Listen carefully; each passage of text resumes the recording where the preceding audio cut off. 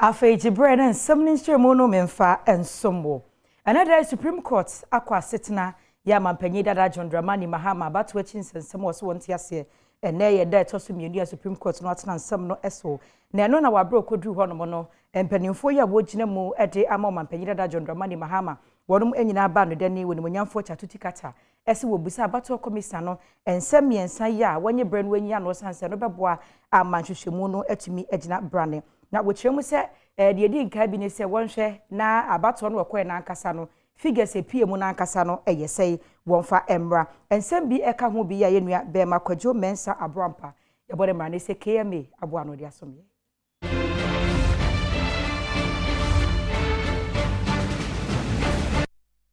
2020 election petition which about to occur do after 2020 metim was be occur do nti onamdo mama penda da John Dramani Mahama ogina NDC anemu wa about no no ozensem na beda Supreme Court then na order was pre-trial na say na wo share ase no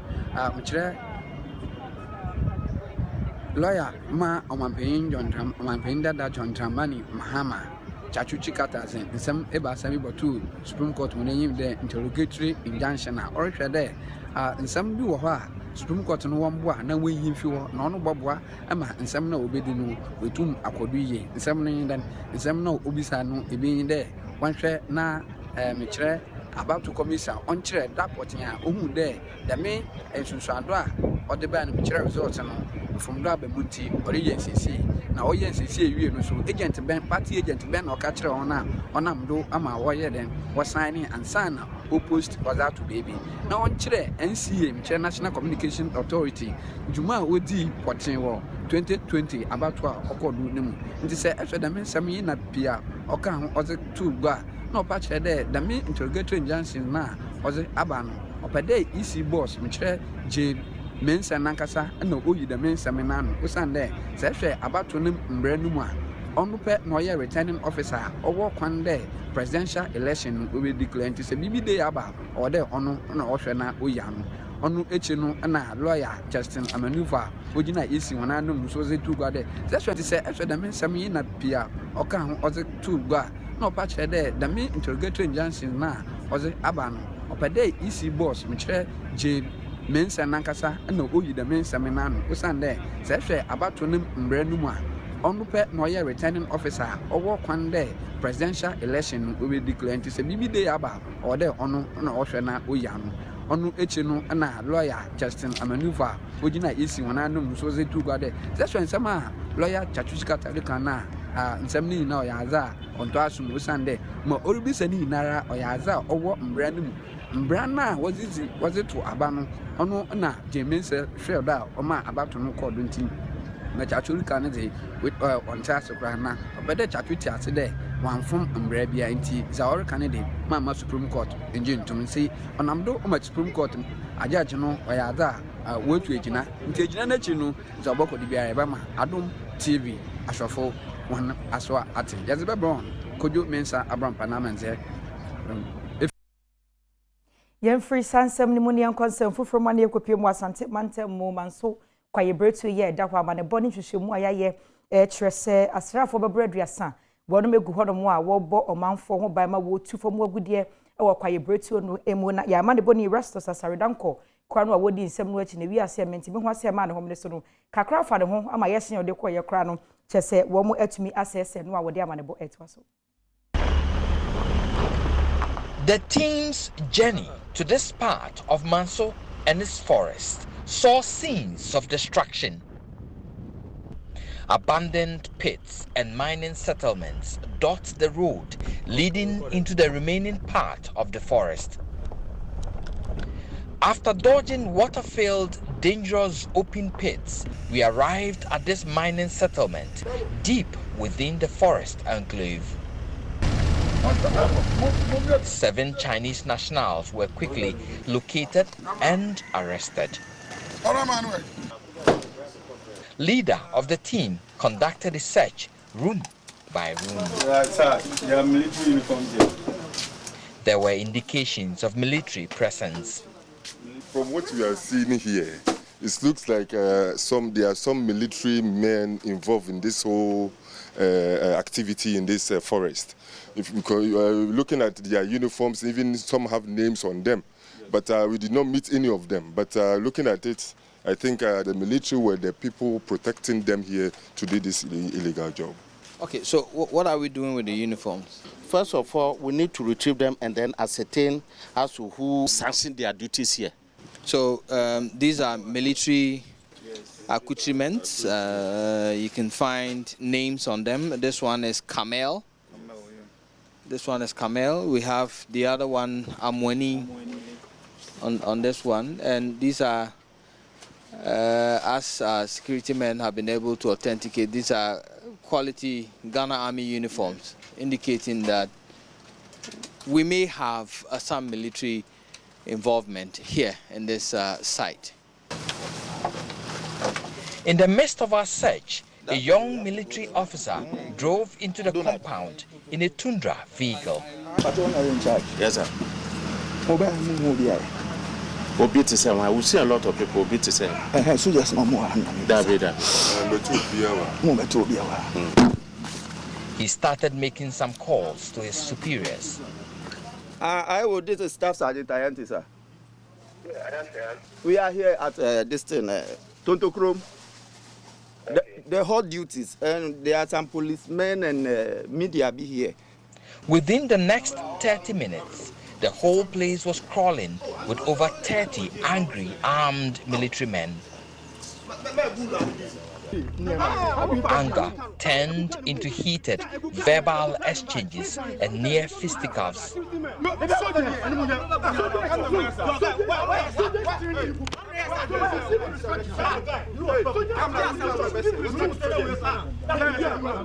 A group of physically built men with known faces from the Delta Force group also joined them.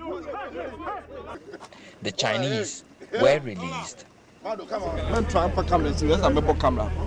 news team was prevented from filming anything from this time onwards as they overpowered the task force and took over. Please stop what you're doing. Stop what you're doing. Things got physical as the macho men assaulted my driver, forcibly took the keys to our vehicle and struggled with a camera technician for the camera. Under the watch of the military men, they broke our windscreen and side mirrors. Owner of the site, Donald Ntua, ordered the military to delete all footages from our camera and our personal phones. But we managed to retrieve items from our formatted card. It took the intervention of the Ministry of Environment and the Military High Command to get us released. The Minister for Environment told our news team, quote, Heritage Imperial only has a prospecting license, and so it is mining illegally in the forest. He is supposed to be drilling, testing samples to be presented in the process of getting a mining permit. But Donald told our news team he has all the documents giving him full access to mine in the forest. But in all this, the best judge is the environment, which lies unclaimed with huge gullies and pits. Yen free a former good year to a one ceremony and Sankopium or my Ghana yen Supreme Court now. But when you for Chatutikata, one month some what they took court and when you know, and penny for my bobo, where we are, and within some what they saw me. A request to inspect documents. Now, my Lord, in respect of the request to admit facts, again, that is in the nature of a process of discovery, which also comes under CI 47, and we have the clear understanding that in respect of that also, the number of days within which we have indicated 3 days within our request to admit facts. Now, that is not an application before you at the moment. I recognize that. However, I'm drawing your attention, the attention of your lordships to it, because that will also affect whatever other steps are being taken in respect of this case. So I think we recognize that you have just given a ruling about the operation of CI 47 and how it's affected by the subsequent CI, which we will advise ourselves on once we have it. And I think that that will guide the process of our recommendations in respect of the case management. The final thing I will say is that I think, as is fairly normal, we are quite happy to set down the issues that are arising from the petition and the respective answers and put that forward so that it is considered by council. I do not think that is a process that is easily done just on one's feet in a courtroom to try to determine what are the issues. I think that a normal process is perhaps for us as petitioners to put forward issues, and we are happy to undertake that with as much expedition as is consistent with the interests of justice.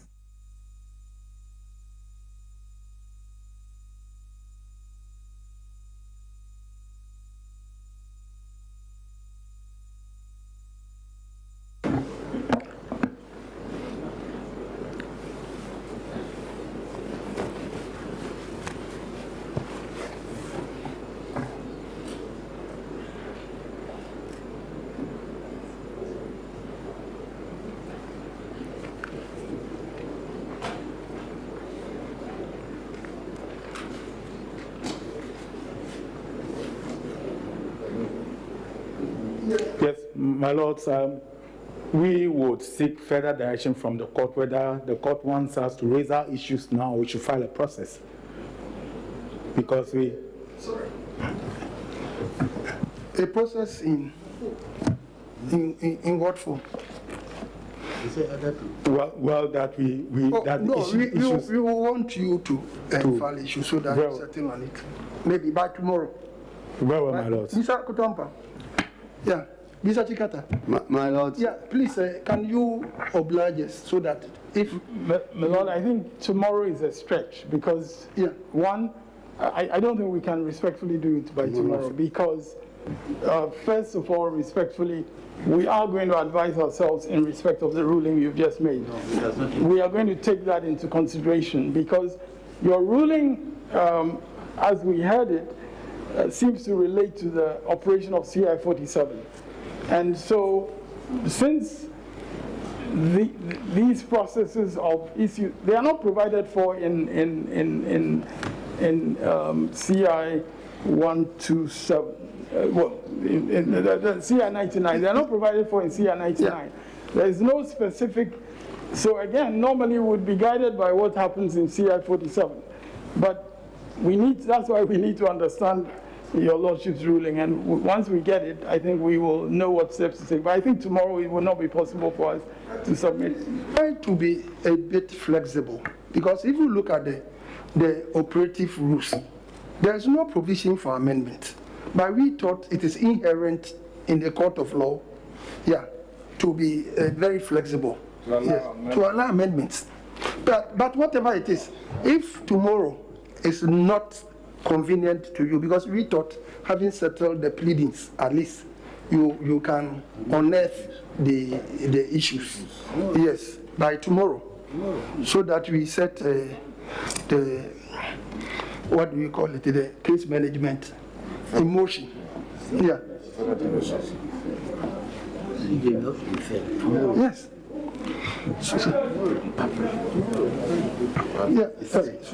But if Thursday is acceptable, by Thursday we should be able to put. Yes, Mr. Kutampa. Excuse me, please. My lords, today was set up for case management, and all lawyers know that case management involves determining the issues for trial, and all of us should have been prepared for that. It is not acceptable that any counsel may suggest that when a date has been fixed for case management, especially in the circumstances of these proceedings where expedition is very paramount, to come to court and make an application that they should be given time to think about the issues. That is highly unacceptable. Please, so, it was overtaken by events because there was an application which had to be determined. No, yes. No. And my lords. Yeah. We adjourned. The court adjourns a matter. We adjourned it to today. For pretrial. Yes. Case management. Yes. Then an application was filed. Yes. And we thought that it was prudent on the part of the court to take the application, and we've taken it. So if we adjourn it tomorrow, we hope that you can do us a favor and file the issues. Yes. Very well. Because we don't want to impose the issues on you, but ultimately it's the court which will have to consider the issues which parties have filed, so that we proceed on the common ground.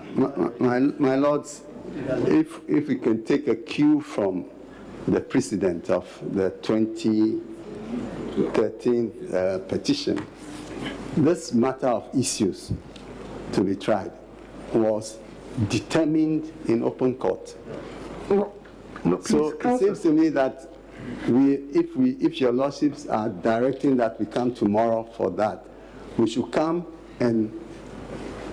read out our issues and for the court to take up the issues. Okay. Because filing these matters may take some further time. If you prepare the one, you cannot meet at the registry. Sorry, file it at the registry. We are ready. Very well. We are ready.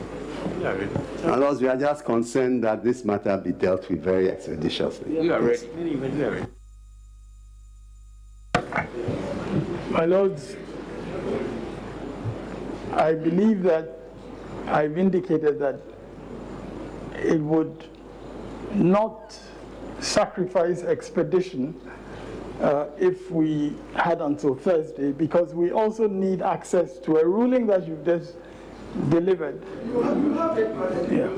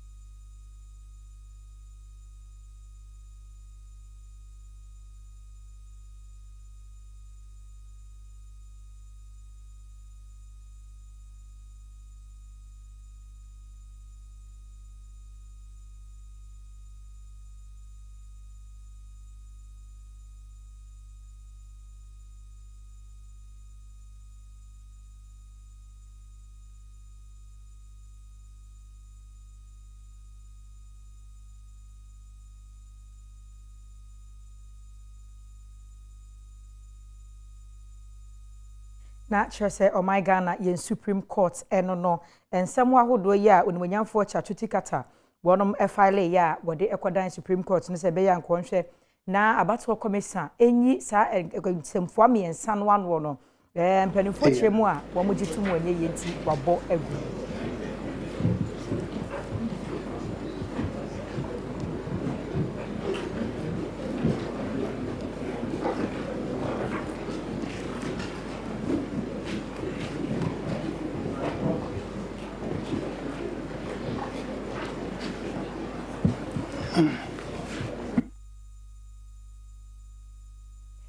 Oshade de so mo no no ehune se Supreme Court mpanimfo wo ma wo muso etu agina se bibia sa ba twere de ho hia se de so mo a ye de beba be so mo na yenko ensem foforo emu na opanyini ya wono no ye mrahye bedwane ye ogina mo manfo ye wo yilo krobo yo epoye mantem mo nyamfo Albert Tete Nyakote wode afutu akọ ama mabuno ni mpanimfo wo no mpotem ho nyina se wonka wo homom sebe ya yilo krobo betumi afa na ntuma pay fraud nsem itudwa wabra na mpanimfo ede ohene eto eka be nya so. Ebe fie mienu nie na Plawu clan ya wonom na ye Adom Kasee a eka nchichemu ensia ya ewo yilo krobo ewo somenya no wonom atena se wa abra wonom eni hene wonom a wote mpotemu honom akire mu se efi bra wonom hene eka nchine guye no enya de a wode foforo ababesi anemu ede ama wonom a ede o haw kese na ababejai wonom so enam so ama ohene popro a wo mpotemu honom no aya amamre ene amane ede nene tete jaba abilizi ababesi su se wo hene ewo Plawu traditional area wonom eye amamre no ewieye no na Plawu divisional chief nene tete jaba abilizi a wotoso enan ene amane boni ye twetwe nkomo edito nanimu se woni wonom a woka bi ewu mu ewo mpotemu honom no eba be kan bo mu se ne be ya obeye adwumaden ede impumtu aba emabunu a wonom ewo mpotemu honom no abrabo mu yilo there was 6 divisions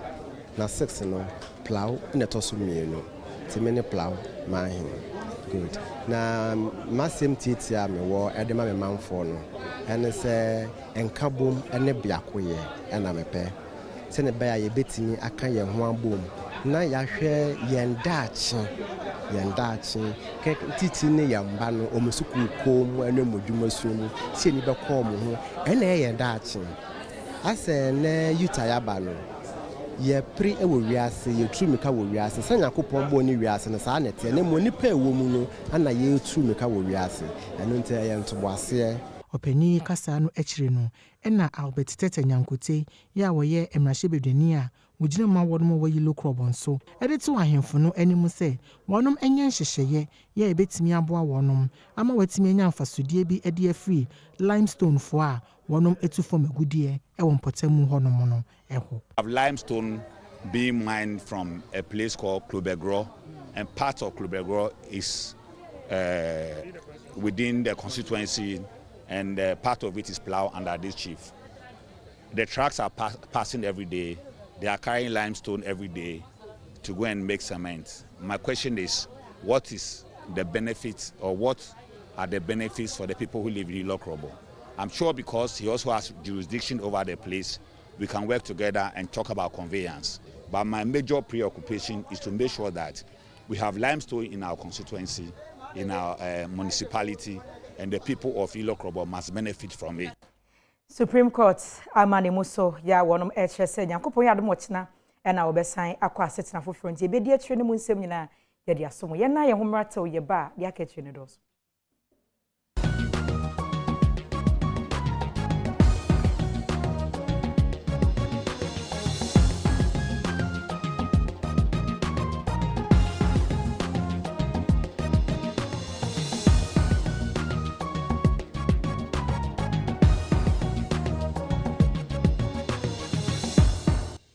Yensan mashafo akwa abade na mwasesa mwachen ye na mekwa homa so na mne yenua be ma Erastus asare donko atwetwe nkomo no ana galamse nsensem no wodi akire ya de ahinta wakoyi apie Erastus ma ha kwaba mejo so mini aba na asem yi wote ne se ya ofa o camera ya wodi akire ye de na ate ye yo ni wo mu ne se be se na otwe miensani na bambo ku bia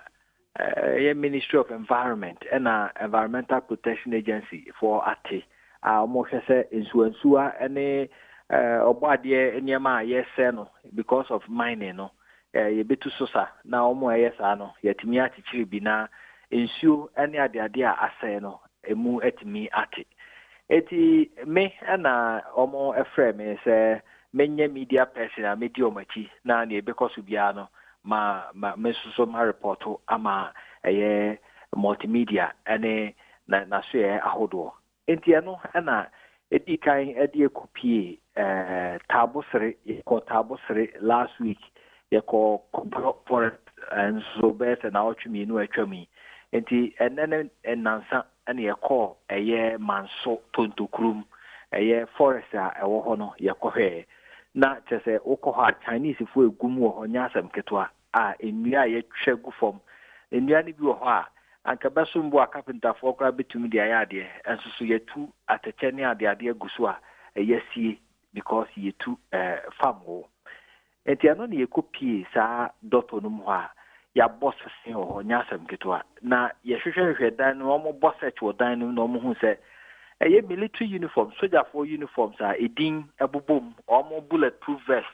almost a big rifle, need to assign, and your dying yabubo, Muramona, Galamsey for the demno, a big white chest, soldier for around. It's a quantity near who said a soldier need be a PO. Or by no, or friend and commanders in Ibi, said media for any police for about. And you may know, can say, best is Simetrasa, not soldier for you cook with two. Me ha maninka be a pro aduasa no ma be ye ho nyama ati se bufuo ni ade ade o ma twa task force no ho ahia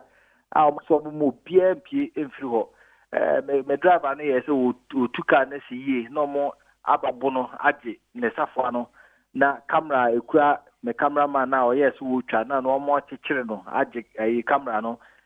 edility videos ni nyema ye twa so ni nyina afi o mo se wa be page camera ho no mo no mienu nya asem ketua etina se ne course no ye di ho be se don hwere be se num o ma mi anko ba bia onto se ye frefre Professor Frimpong Boatin and a frɛ army high command asa na omo frefre omo ana omo jaye se yemra da jaye card no ya na ye di ebisi baabi eno na ma etimi nya video a ye di aba bontia ta manfo hwen ko ewuam ho a soldier for na fie ye bo amanfo ho ban a ye say ye forest ahodo na chase Rastos mete won kan yi a senye se wo de card ni bisie baabi a enkan hwehwemu a waye nyina no nko magye omo delete omo mpese omo to be da di nya sa pepe omo ka kire se enya de a ne ekoso wo ho no pie free ho akwa abonten sa na omo ka kire eti card no me hu sa ne koso na na mka kire me nipa ne se card na emienu onyi we ni free no fa ba akunshim no de anu shim teachers no na boy ye phones e kura ye personal phones are de ye kasa ye pictures na de ade wo so na omo delete bibia also je se wo phone na wo de kwa o ma format se wade ehia wo so o ma format me phone no di pictures bibia videos a ye twa ni e ho ni enfiri ho ni nyina o ma delete ni nyina enti efiri ho no mo na mo bedru ye na nya bia no mo yi mpanimfo asotire mo tu ho ana mo biem ya bom mpanimfo amane ye car ye de ko multimedia car o mo pai na hwehwe e pai side mirror so no eno de mpanimfo o mo de ye ko ye no o mo asiesie bom mpanimfo amane yinya ene menya calls free military high command say almost ma obi amane ne ma bedin komo na o ma ye nhwehwemu e wasem num menya calls free immigration office I one kind say almost so interested on person who Chinese for do na ho ene ne si ye on person who ni nyina nti eno ne ne abesi sese na se yete o mai mu nyina ni mu se fuma gudie tuo ye bra kankan hoho be firi baabi no ma betu di ne kwa na ya samu sese asrafo no omugusu awo ho omuboban ana se wo mu afiri ho asatenra me source bi ho omo etete ben ho ne bi no me no omo din komo na asrafo no da so gunwem ho asatenra no omo da so gunwem ho a omo bo nipa ba akopɛ ho ban ema wutu forest a wo nwem ho no nyina agu fam Irastos enim sensem we na wote di akiri anya bia de woko hu ne omanso kwai bretu onimu no free ho no maprobo no wakopie bibi sa so biem mame nka se menua ba nipa ba ko kobro aye ko ye forest kesi a banyifo bo ho ban se moa ene niema wo ho na wo se ye bo ho ban o hwa sa kobro forest no apamprama forest reserve no e ka ho bi na eho sa nipa ba ku ya heritage imperial mine a owura Donald Ntua ena da no ono a ne hye sa apo no mu a one Chinese fo eye adwuma ho wo ba eye ba bia ye ko yi a manso tontokro mu a eho so eho sa nipa ba ku ya heritage imperial mine ono so na hyenwura mu a one Chinese fo etu a ni nyina ni mienu a ye ko yi nyina na soja fo ho a omo ebo omo eho ban ni aka no forest no ya chichem tabosre western region ye ko so osha omo ho nyina omo Treasure Minerals Commission and atwitwa forest na mo omo se omo ni na o ka so omo fa ho krata amra obi eni krata o de kire wo eti achichemu a eho nipa gu eponu mu a enua ye twagu fom omo gusu di forest ko nanim no ade bi a o hwemfoni na obehu sɛ asefem paa na sɛ ye kan mfie base num kɔ nanim na se ya na tie dia ene enya dia ebedru base 10 years no yebenya forest ba kokora ɛwɔ man mu na chese mitie wi a yegu former gudie tu a enamra kwa so no ya danko daadadwe ya de enye sa sa pepepe na unya dru pom ho na ye the task force ne kɔ ho a ɛhɔ na hu course a eba ebi free abem ebi free sojafo aso ye ebi free national security aha am site mpacho munya na mon komanim aha am site mpacho munya na mon komanim we mo mo na boan ebi ye DCs ebi ye party chairman omo catch us aha ye didi ho kakaka we the party ba nti munya no bebre Rastas wo frɛ no ne tumi so chen task force no Professor Mpombo aten de no dia na wo se yefiri ho ne ekɔ yenim se wadwuma de wo ya wo ya ma ne kosi ase be stress obekɔ so an wadi akire esansa ahwefo be penkyire mu ne bebi ebekɔ na akɔ wie abusia ye nua be ma Erastus Asare Donko wono na agya wadi akire hwefo magudie to ye na mmra kwan eso se mampani ene na pamfo se wonu mutu ase de wo grounds no ankasa no na wode asom ye no yenko ensem fufuro mu ane ekɔ akopie mu ewo tano krom ne fribra adesuafo bi ade no ebi esukuu se nkura mesua ade no kame aye se bia ya nkoda no ba kɔtena sua ade no ho aye de ntinam so ama pata wabobɔ so wode ye dwa hɔ ene wode nkura yakogu a wonom esua ade ya Adom Kasee ye de Kasee bono abepim ewo penatru ayo Asante Achim South Municipal ise hwe dem hanoma hanu ye family 1 no aba family 2 then for the next is so family 3 the biso ya bo for camp so so ye for 5 no esre ne say o me sese nkaba no e me ye o mo bo na ko mu si speed that bi e ma o mo se di o mo timinya atu se su ska so bor kwa na be ade a be bo o so ade a ro se na be pim wa no teacher ni bi ani anamo yeni school dan yeni hwe na se yete ha yeto abanso so ye mayigu amayi mi manyina konkoko se nya de am bebo am daache kwala nkitin I didn't know we o ma konkoko na se school ha asemi teacher ni bi ama ma kire o ma de na o musia the school dan si ho yi so e wo na nya school na edwa dan ene yeni school na nti o mo de edwa dan ti no every P1 kozi pieces o mu nyina gu school e kire ete dan ba kum unhu class 1 unhu class 2 we ade a school en kura ti musua de no o se edwa dan enye school dan edwa o wa so won se de esi won edwa school dan yesi ni sei edwa enti yesra ban se wo hu yemobo ku da bia ni a e ka dwa yi ho they say see school dan krampo dan yesi bi aban bia me si school dan bia it is here if na o ma fa no sua de on ba na edwa na wo ho ni mu edwa na kakra chichem kakra ma wona on ba mu they say edwa for no matu o ma firi mu kura ya tu on ne kwara nya ba bi nko school ndi e se tu on man kwara no e ba dwa ni mu ana mo ayetu an se e di chafo no ba no nya ba bi na e chiche e ba edwa ni mu na di chafo nya ba bi na ndi to ho ana mo ma this ne empany ye so ba bi si teachers quarters ama teachers quarters no si ya du ba bi no afi kura e ja dan kura no ba bi ebu kura se da agi pa fie obi ansi ha bi o tira ban so ma ye boa tan ko emre primary ani ko yesu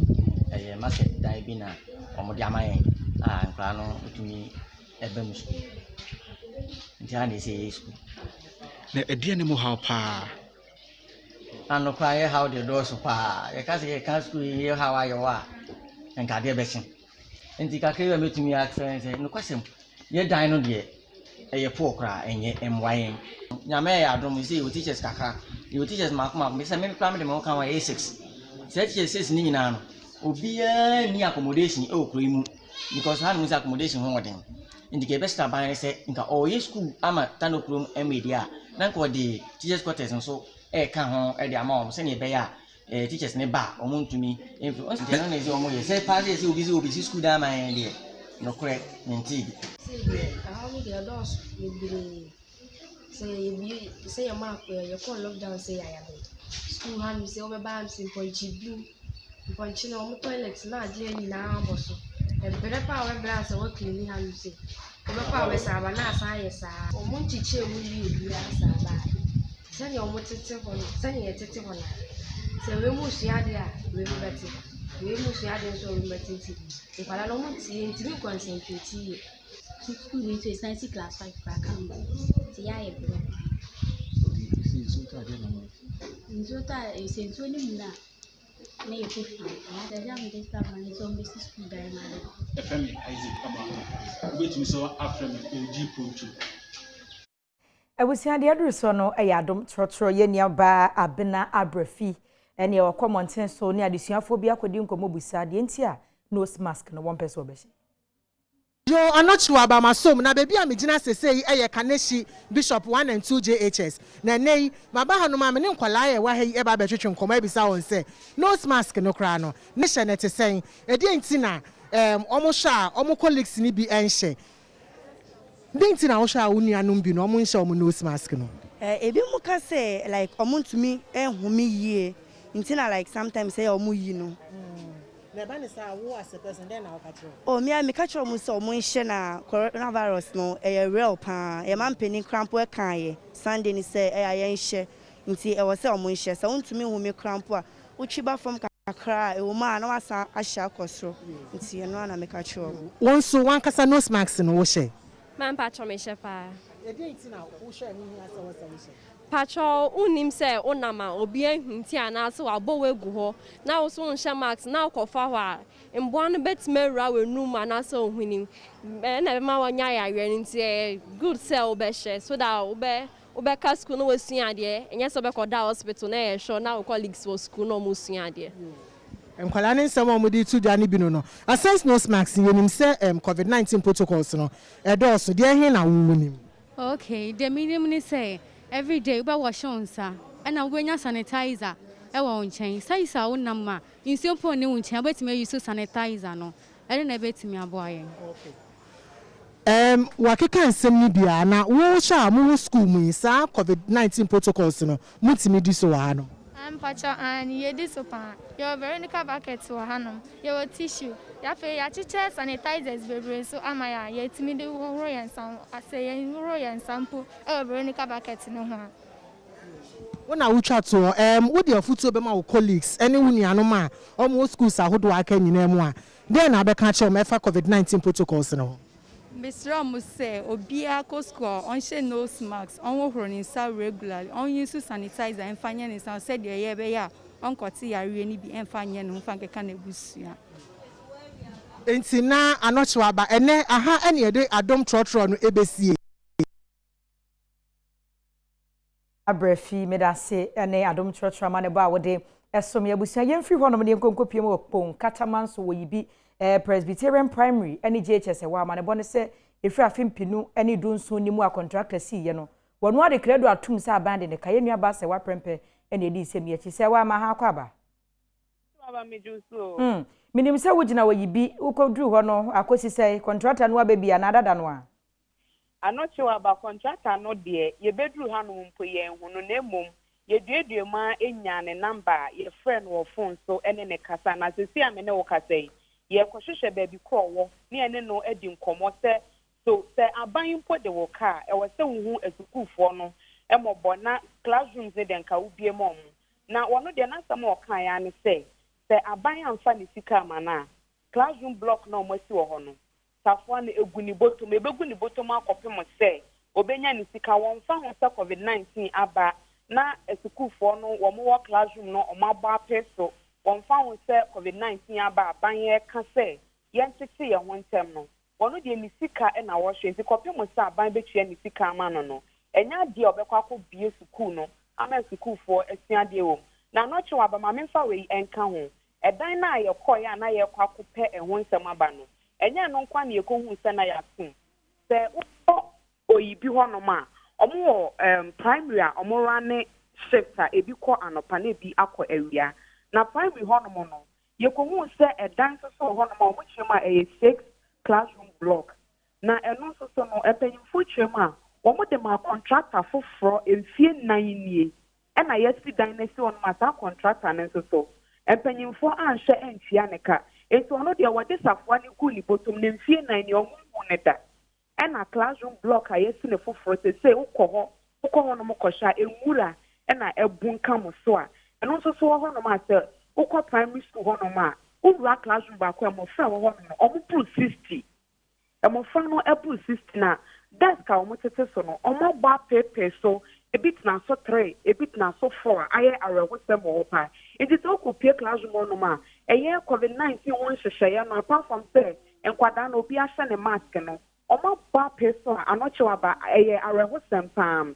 na JHS ninti a ema ye de afobo ne kopie mu ho no sa contractor no de ono de ye na kasa mo no de ne nsama wo kan say classroom no be bio nenso kopim so be bio no just ni sika wo di see classroom no aban atwia ama no ansana watimi abie ama mofra no akọ classroom no na arewo semba akonso so ne say wo ma no mo primary 6 a omukọ JHS 1 no omu classroom na yesi na mo na wo ho no na enam say unlocking into no omukọ JHS 1 bebre ejai na ọma ka na ọma ba ne ba bi efefe eduane fo ton ọmọ duane no ọma bo apata ho na ọmọ di ọmọ atena ho no mo se ọmọ pese JHS na ọmọ ba no na am say ya to classroom nti ọmọ metena ho no no si ade eti se obi sa ya na wo ba oyibi ho no ma ensem a ekoso ho no ye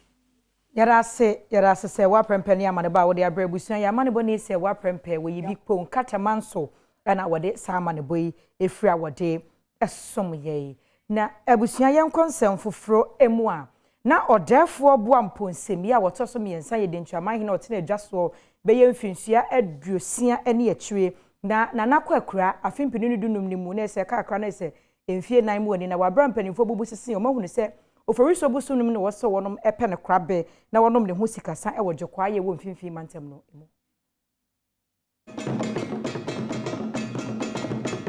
Dantrama hene odefo boamponsema otoso emiensa a otin mpanifo ewo edo afimpiemienu ene edu enumu no afei na nananom ene omanfo atoto na dot yie ni na yipa ho ensensem nyina nananom ekyerese oforiso bosumimu na obehwe na ogya ne kwankrakra aye ne ho ntotoye ene adwunatufo a wodon esi ho no no dantrasa na hene nana esien kwakuntana otoso emienu na oninsentrofo hia na ode ensensenu nyina ato edwa otiremu ese efisebri ekopim se obeye yie no dantrama mu woma kwan emma obibiara enye eyi kopim se obeja omahene ekwankrakra na eye forisuo ne bosom ne da etoso edunso na eyi no ho hyehyɛ ne ntutue biara wode besise so na woni a wato nsa afre won se wo ba eyi no wabeboa ejam na bie no eye nana akufo adoyo mampani asantehene otumfo se tu otoso mienu na afi nana matrankonwa wo manmuo ne asofo akukuo ahodo ebebre nana esien kwankonta na otoso mienu oyɛ denkyra sana hene na ode ensemi muboso eto ensentwerofo anim Eda yɛde nana bɛkɔ na kura yɛbɛhyɛ dwumadie n'ase efi busumi ɛtɔso mienu ne da ɛyɛ aduonu baako ɛyɛ 21st February ɛno no ɛyɛ kwasidaeɛ efi saa bere no yɛnim sɛ kwasidaeɛ de nkyerɛma mu a yɛnyɛ yie nti efi saa bere na kɔpem bere a yɛde nana bɛkɔ na kura ase a ɛyɛ April 17th no obiara nyɛ yie wɔ de nkyerɛma 21st February kwasidaeɛ no ɛyɛ kwasiada fi saa bere no kwa obi anya yie wɔ dankyerɛma saa bere na so no saa kwasiada na so no yɛde ɛso ɛto dede so ɛwɔ dankyerɛma mu ha saa kwasidaeɛ na bɛtoa so akɔpem ne kwasidaeɛ bio a ɛyɛ forisuo anaasɛ bosom ɛtɔ so 9 April ne da ɛtɔ so 9 ɛno nso si kwasidaeɛ pɛpɛɛpɛ saa kwasidaeɛ no ɛna ebi afi aseɛ agoro mprɛ ɛde agye na natata abafie ɛno nti yɛbɛgo mprɛ wodunkwa yagoro bi wodukwa yɛbɛhyehyɛ kuro biara ne da ɔbaba bɛgoro saa na wɔtwe ne nyinaa April no ɛda ɛtɔ so du nananom hyehyɛ kyerɛ sɛ yɛde yɛwura ɛbɛba dunkwa yɛto nsa frɛ Ghana man yɛto nsa frɛ akaman yɛto nsa frɛ dentiraman sɛ mommra mɛhwɛ amanneɛ saa asɛm yi sɛ a yɛka ne sɛ bisi dentiraman mu aburumfie wɔ ha 1918 nti ɛyɛ bra na bɛhwɛ sɛ yɛka sɛ aka amanneɛ efi dentira saa bere ne yɛbɛda na di mo bia hu abusua yɛmfiri sansɛm num na yɛnkɔ ensɛm foforo mu United Nations Children Fund yɛtwa ne tia sɛ UNICEF wɔ mo de nneɛma ne akadeɛ PPEs ya wode bɛma mɔfra na wode abɔ wɔn ho ban hu ne ho hiahia sɛ wɔbɔ wɔn ho ban free COVID-19 ho no wakyekyɛ ama nkwadaa ne adesuafoɔ bi a wɔn nkra pomponi mantem